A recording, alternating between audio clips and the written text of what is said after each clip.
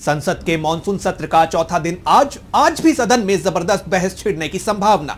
सत्र शुरू होने के बाद से लगातार स्थगित हो रही है दोनों सदनों की कार्यवाही।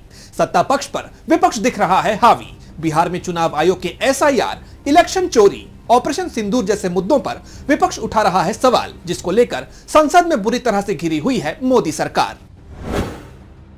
बिहार विधानसभा के मॉनसून सत्र का चौथा दिन आज भी सदन में जोरदार बहस छिड़ने के आसार। बिहार में वोटर वेरिफिकेशन के लिए जारी एसआईआर प्रक्रिया पर भड़का हुआ है विपक्ष। सवालों से घिरी है नीतीश सरकार। बीते दिन भी सदन में विपक्षी विधायकों की तरफ से एसआईआर वापस लेने की मांग करते हुए की गई थी नारेबाजी। सत्ता पक्ष के हंगामे के चलते विधानसभा की कार्रवाई हो गई थी स्थगित। सुप्रीम कोर्ट पहुंचा मुंबई सीरियल ट्रेन ब्लास्ट का मामला। आज होगी सुनवाई। याचिका में बॉम्बे हाईकोर्ट के फैसले को दी गई है चुनौती। हाई कोर्ट ने निचली अदालत का फैसला पलटते हुए 19 साल बाद 12 आरोपियों को किया है रिहा। कोर्ट ने सरकार की तरफ से पेश सबूतों और गवाहों की विश्वसनीयता पर उठाया था सवाल। 11 जुलाई 2006 को मुंबई लोकल ट्रेन में 11 मिनट के अंदर हुए थे 7 ब्लास्ट, जिसमें 189 लोगों की गई थी जान, जबकि 827 लोग हुए थे घायल। कांग्रेस सांसद प्रियंका गांधी के पति रॉबर्ट वाड्रा के खिलाफ मामले पर सुनवाई। ईडी के मुकदमे पर उठे सवाल। बीजेपी की बदले की नीति के तौर पर देखी जा रही है ईडी की यह कार्रवाई। गुरुग्राम लैंड डील मामले में ईडी ने दाखिल की है चार्जशीट, जिसमें रॉबर्ट वाड्रा का नाम भी है शामिल। राहुल गांधी ने बीजेपी सरकार पर लगाए हैं साजिश के आरोप। बोले, मेरे बहनोई को पिछले 10 सालों से परेशान कर रही है सरकार। दिल्ली की राउज एवेन्यू कोर्ट में आज होगी मामले की सुनवाई। आज ब्रिटेन के दौरे पर रहेंगे प्रधानमंत्री मोदी। किंग चार्ल्स और ब्रिटेन के पीएम कीर स्टारमर से करेंगे मुलाकात। दोनों देशों के बीच फ्रेश ट्रेड एग्रीमेंट पर हो सकते हैं आधिकारिक हस्ताक्षर। इस समझौते के तहत 2030 तक द्विपक्षीय व्यापार को 120 अरब डॉलर तक ले जाने का है लक्ष्य। टैरिफ रिडक्शन तक सीमित नहीं है एफटीए। इसमें ट्रेड के नियम, customs arrangement, rules of origin, government procurement और सर्विस सेक्टर से जुड़े कई अहम मुद्दे हैं शामिल। झारखंड कैबिनेट की बैठक आज। कई अहम प्रस्तावों पर लग सकती है मुहर। प्रोजेक्ट भवन में शाम 4 बजे से होगी यह बैठक। सीएम हेमंत सोरेन करेंगे बैठक की अध्यक्षता। इस बैठक में जनहित से जुड़े कई अहम प्रस्तावों पर लिए जा सकते हैं फैसले। 1 अगस्त से 7 अगस्त तक प्रस्तावित है झारखंड विधानसभा का मॉनसून सत्र। इसी को ध्यान में रखते हुए कैबिनेट बैठक में राज्य की विकास योजनाओं से जुड़े प्रस्तावों पर फैसले लिए जाने की है संभावना। इससे पहले 11 जुलाई को बुलाई गई थी यह बैठक, जिसमें राज्य सरकार ने 27 अहम प्रस्तावों पर लगाई थी मुहर।